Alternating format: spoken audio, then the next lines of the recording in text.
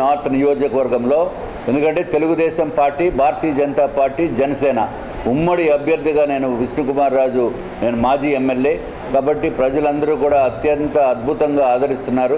తప్పనిసరిగా మా విజయానికి ఎప్పుడో డిసైడ్ అయిపోయింది అని మేము అనుకుంటున్నాము. తప్పనిసరిగా మాకు కనీసం 50,000 నుంచి 60,000 ఓట్ల మెజారిటీతోటి మేము గెలుస్తాము. ఇక్కడ గవర్నమెంట్ ఎవరిది ఉంది? గవర్నమెంట్ వైఎస్ఆర్సీపీ ఉంది. మౌలిక సదుపాయాలు, అభివృద్ధి పనులు చేయవలసింది వైఎస్ఆర్సీపీ. ఏం చేశారు వైఎస్ఆర్సీపీ? రాజధాని ఎక్కడ ఉంది? అసలు ఉందా రాజధాని మనకి ఆంధ్ర రాష్ట్రానికి? సిగ్గు లేదా? కనీసం రాష్ట్రానికి రాజధాని లేకుండా చేసింది వైఎస్ఆర్సీపీ.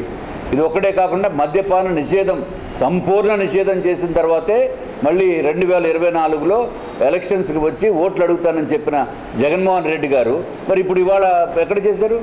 కంప్లీట్గా ఏమైనా మద్యపాన నిషేధం చేశారా? లేకపోతే ప్రతిపక్ష పార్టీలు ఏమైనా అభివృద్ధి కార్యక్రమాలు చేపట్టడానికి ఏమైనా అవకాశం ఉందా? అరే భారతీయ జనతా పార్టీ కేంద్ర నాయకత్వము ఎంతో వైఎస్ఆర్సీపీకి బియాండ్ లిమిట్స్ కూడా డబ్బులు ఇచ్చారు. బియాండ్ లిమిట్స్, టాలరబుల్ లిమిట్స్ అయినప్పటికీ ఎక్కడ కూడా అభివృద్ధి లేదు. అంతా మేతే. అభివృద్ధి అంతా రాజకీయ నేతలకి మేత మేయటానికి సరిపోయింది అభివృద్ధి అంతాని. ఎక్కడన్నా ఉందో అసలు? భారతదేశంలో 8 సార్లు కరెంటు బిల్లు పెంచిన ముఖ్యమంత్రి గారు ఎక్కడైనా ఉన్నారా? అసలు చెత్త మీద పన్ను వేసిన ముఖ్యమంత్రి ఎవరైనా ఉన్నారా? విశాఖపట్నంలో భూములు కూడా తాకట్టు పెట్టి దాన్ని అభివృద్ధి అంటారా?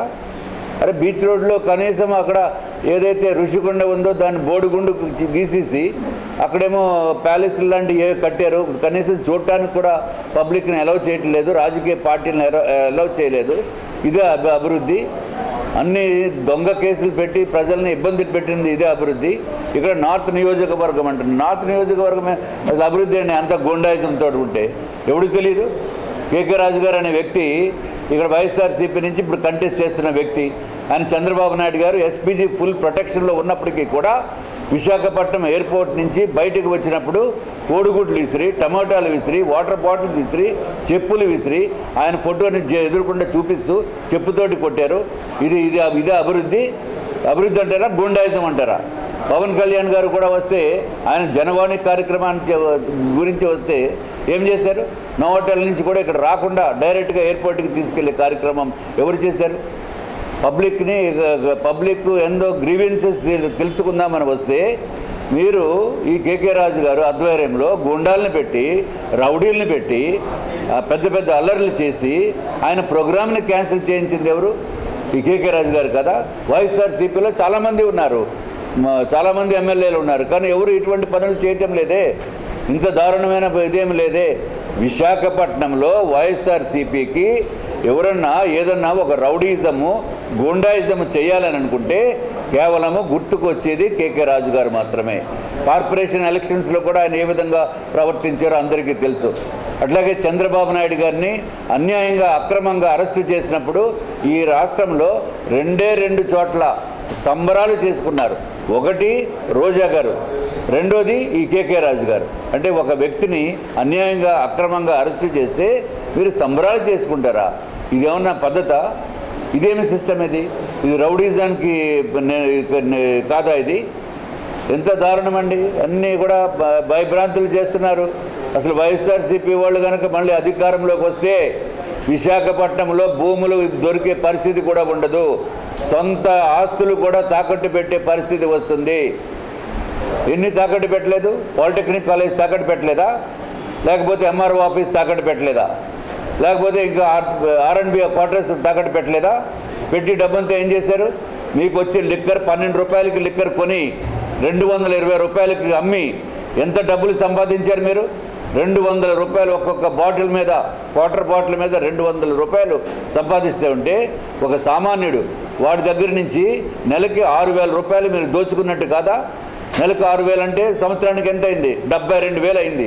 5 సంవత్సరాల కాలంలో వైఎస్ఆర్సీపీ దారుణంగా దోచుకున్నది ఒక సామాన్యుడి దగ్గర నుంచి. మద్యం ఎవరికైతే అలవాటు ఉందో 3.5 లక్షలు దోపిడీకి గురయ్యారు మీరు సామాన్యుడు. ఇది కూడా గుర్తుంచుకోవాల్సిన అవసరం ఉంది. Bharatiya Janata party railway zone, విశాఖపట్నానికి రైల్వే జోన్ తెచ్చింది నేను.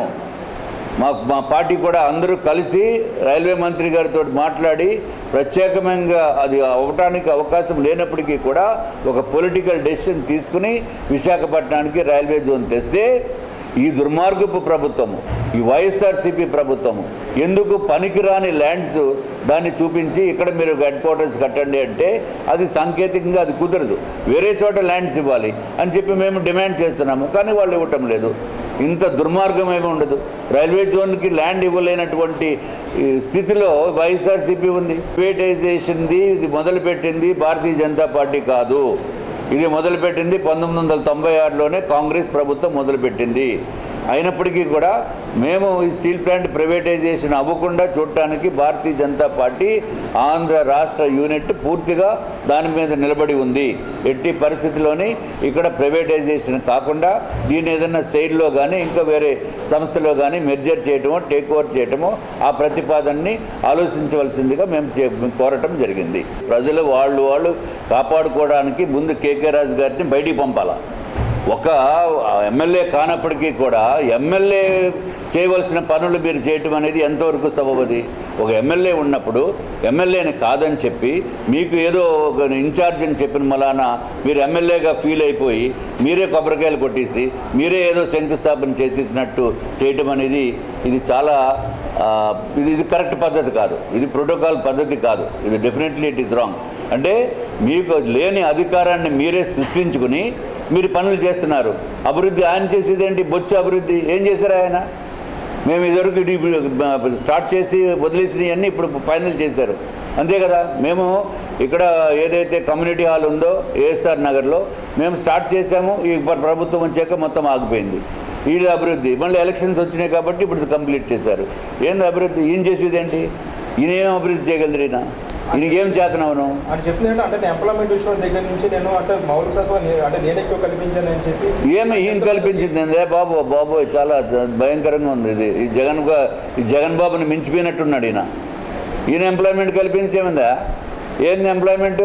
వాళ్ళు కావాల్సిన వాళ్ళకి ఎవరన్నా గ్రామ సచివాలయం వాలంటీర్స్ కింద వేయటం అది ఎంప్లాయ్మెంటా? 5,000 రూపాయలు ఇస్తే ఎంప్లాయ్మెంటా? లేకపోతే వాళ్ళకి కావాల్సిన వాళ్ళకి రేషన్ డిపోలు ఇస్తే అది ఎంప్లాయ్మెంటా?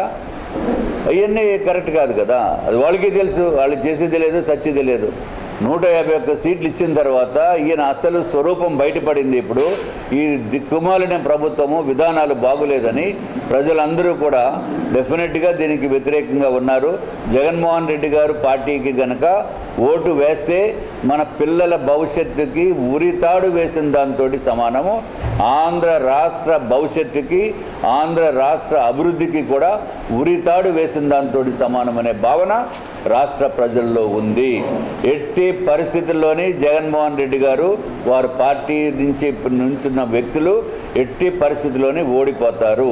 3 పార్టీల కలయిక భారతీయ జనతా పార్టీ, జనసేన, తెలుగుదేశం పార్టీ, ఈ 3 పార్టీలు కలయిక ఒక త్రివేణి సంగమం లాంటిది. అద్భుతమైన పార్టీలు 3 కలిసినవి. తప్పనిసరిగా ఈ దిక్కుమాలిన వైఎస్ఆర్సీపీ ఈ దాటికి కొట్టుకు వెళ్ళిపోవటం అనేది ఖాయం.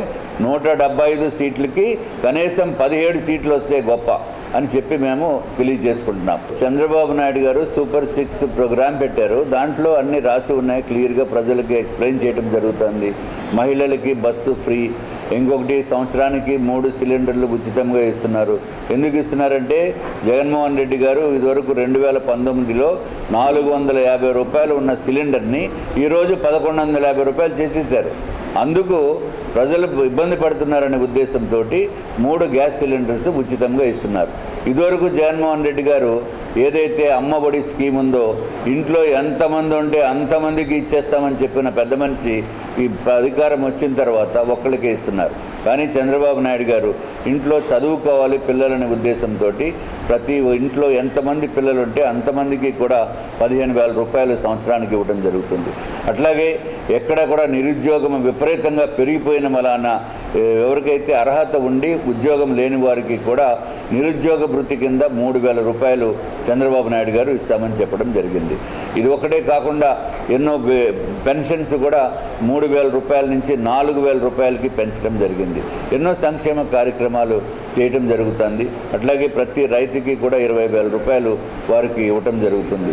కాబట్టి ఇవన్నీ కూడా చూస్తే సంక్షేమం బ్రహ్మాండమైన అభివృద్ధి రూపంలో అభివృద్ధి చేస్తున్న వచ్చినప్పుడు డబ్బుని ఈ సంక్షేమం రూపంలో కూడా ఖర్చు పెట్టేదానికి అవకాశాలు ఎక్కువ ఉన్నాయి.